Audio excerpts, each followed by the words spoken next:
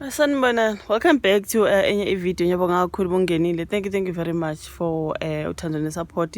Thank you nje for tuning in. Ngicela ukuthi usubscribe mawaka subscribe, like i-video, share ne-video as well. So lukhona udaba ebengita ngikhulume ngalo olukaBhuti Sipho Ndlovu. Ngiyakhumbula kudala nyana angisazi kwakuphi unyaka lesithi last year or last of last year uma ngawaqamba manga again. Mhlawumbe not last year, but when was that? Kodwa ngisakhumbula sikhuluma ngoBhuti Sipho Ndlovu ngaleya relationship yakhe nodade othile angazi udade wabuya ethi umshayile into ekanjalo nje bafowethu ibatrenda kakhulu uSipho Ndlovu naloya dade. Ngikhumbula nje sisenza ama video akhona ngithe mangimbone evelile lana ukuthi kuvela udade loya ethi uyaxolisa for lying on uBhuti Sipho Ndlovu. That's what could manage since stories you know. For me, I was like, how akuyibona abantu abetrenda laba khulunywa ngabo nje la enkundleni zokuxhumana udade uhlukunyeziwe kwangathi angazi kunovashela nebusuku ngokushaya necomplex kanjani. So ngithi mangibona udaba lwakhe kuthiwa ke leyo nto ayizange yenzeke ingamanga udade sengoxolisayo ngathi hey kodwa Nkosi yami singabantu besifazana ngempela. Kodwa ukhona omunye othe wayengathi nje ivideo kadade ekhuluma into ayitshele ukuthi awuthi ngidinge leya video uma ngiyithola ngizoyinameka la before siqhubeka ngodaba. Uma ngingayitholanga ke unfortunately mhla ngizofaka sona isithombe sikadade, but uma ngiyitholile ngizothi ukuyifaka la before ngiyodabeni. I'd like to speak about the incident that happened between myself and Sipho Ndlovu. I would like to apologize for opening a case against him. It was the heat of the moment, falsely accusing him. I was so irritated at this thing. Allegations that could destroy his career, bro. Already did destroy his career, man. You know, when stuff like this comes out, brands don't want to work with you. Yeah, I'm just a girl. I was emotional. So uBhuti Sipho Ndlovu ube laphena ku podcast ka Bhutulungelo ethi Engineer Your Life eyokhuluma ke ngodaba lokuhlukumezeka kwakhe emveni kokuthi aqanjela amanga ke ngokuthi umhlukumezi wabantu besifazana wathi emva kwayo yonke leya drama. So ukuthi ukhala kakhulu ngokuachashwa ke ngenhlamba esola ke ngokuhlukumeza. Ngiyakhumbula ukuthi ungumlingisi, I think usisika ukuthi wangumlingisi kazi sengikhohliwe, but ngiyamkhumbula ke loya dade kuthiwa ke uBhuti Sipho Ndlovu futhi kwamlimaza kakhulu ukuthuka ngabantu ngokuba umhlukumezi wabantu besifazana, abanye bedicilela isithunzi sakhe phansi bethi movie. Can you imagine guys, like ngempela singenela umuntu sesithi movie. Uthe lokhu kwenzeka ngesikhathi wesifazana ayithandana naye ke emqambela amanga ngokuthi umshayile. Bekhuluma ke lapha engxoxweni yakhe noLungelo KM you guys ku podcast yakhe ethi Engineer Your Life. Uthi ngabosha insuku ezintathu ngihlele ejele ngaleli cala, abantu bangichapha ngazo zonke inhlamba ongazicabanga njengoba bekhuluma naye laphana bethi ngimubi futhi ngiyomhlukumezi.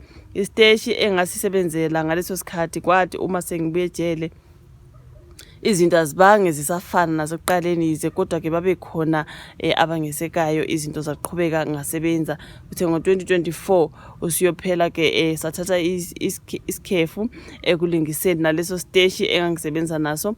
Kuthe makukhulunywa ke izindaba zezikontileka kwangacaca ukuthi ke kwenzakalani ngami uSipho Ndlovu loyo you guys. Shuthi emva koku expire kwe contract mhlambe after that you know uveze ukuthi ke bekungelula kwawona wonke umuntu ayesebenza naye kodwa kwagcina ngokuthi indawo yakhe enqanyulwe ngemva ke kokuvela kwezinsolo lezo. So lena ke udade uthi wayehlangane naye umama wengane yakhe ekhulele kodwa washesha ukumbona ukuthi ngeke aze aye naye kude. Uthi ngiyazisola ngengakwenza kumama wengane yami ngoba kwaqeda ubudlelwane bami naye. Lona wesifazane naye angihlalanga naye isikhathi eside njengoba ke ngemva kwezinyanga ezimbili uthando lwethu lwaphela. Imagine just after 2 months. Nokula ke ayesefika khona endlini yami ngiyambizile. Ngishilo ngathi I remember that story ukuthi ngathi udade was invite lapha kaBhuti angazi wamfice nomunye wesifazane okwenzekalani lapha guys. Kwaba khona ukushayana nokuthile. Angazi kuthiwa wafona isikhathi eside. Ibhuti ngabamba ifoni ukuthi udade ke angene emotweni aye khona kaBhuti. Sengikhohle ukuthi wamficela umuntu wesifazane makwenzeka ngisayikhumbula nje leyo drama you guys. Iko lapha kushoyo ukuthi phela wafika ke lapha ayihlala khona ukukhishwa kwakhe onogada la ngihlala khona ke kula aveza khona ukuthi ngimshayile nokwaba yinto ke eyangithusa kakhulu.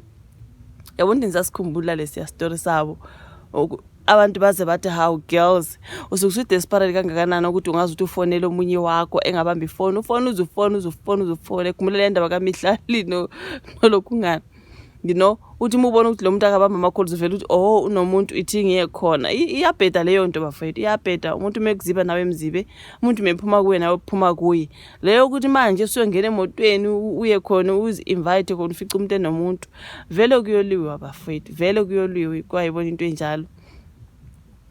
So uthi lesi sigameko ukuthi ke saholele kuthini ke azalahlekele ke abantu ababembiza emcimbini ehlukene nokuyinto ke eyama ngemva kokuthi ke kuvele lezi zinsongo uthe kuningi okwamlahlekela ke ukubalwa ngisho nabantu ayisebenza nabo ekubeni ekuhleleni imicimbi ehlukene uthe okumlahlekele ukuthi ukholelwa ukuthi bekungekhona okwakhe ngakho usedlulile kukho ke uthi bengingakholele kutheni ke kukhona ingcindezi kodwa ngemva kwalesi sigameko ngazizwa ngathi kukhona ingozi enkulu ke engashaya yona nginesilonda kimi ngaphakathi engingazi siyophola kanjani kunzima ngiyambonga uNkulunkulu ngoba akukho ukukhule engikwenzile ngalezi zinsolo esekuvela ke ukuthi azilona iqiniso. Hayi ngiyayikhumbula impela indaba kaSipho Ndlovu bafethu naloya dade so ke shame man kodwa ku wrong bafethu ukuthi usukela umuntu ukuthi wakuthi engazange enze lutho naleno ukuthi abantu banokuza bethi badlunguliwe bengadlungulwanga naye ukuthi umuntu okushayile engakushayanga hayi bafethu kodwa yona yazi ya wrong shame yazi yamoshela umuntu impilo like actors and actresses kwabona bamoshakala emsebenzi babizwa ngama abuse babizwa nje ngawo wonke lamagama amaningi balahlekelwa amagigi kuyo yonke imali leyo banemindeni and all that so ayimantombazana kurongo ngempela bafethu uma ngabe udade eqinisile ukuthi wayeqamba amanga umbophiselana umuntu umqambela amanga bafethu irong nje irong angazi ngathini nje irong shemba ngizwelana naye ubhuti Sipho Ndlovu but anyways ube laphana ke ku podcast kaBhuti Lungelo ekhuluma ngalo daba lokuhlukumezeka kwakhe ngokuthi wayintombi yakamqambela amanga azambophise you guys ngokuthi umshayeli. But anyways uvola ka comment section like i video subscribe share siyabonana kwelandelayo bye.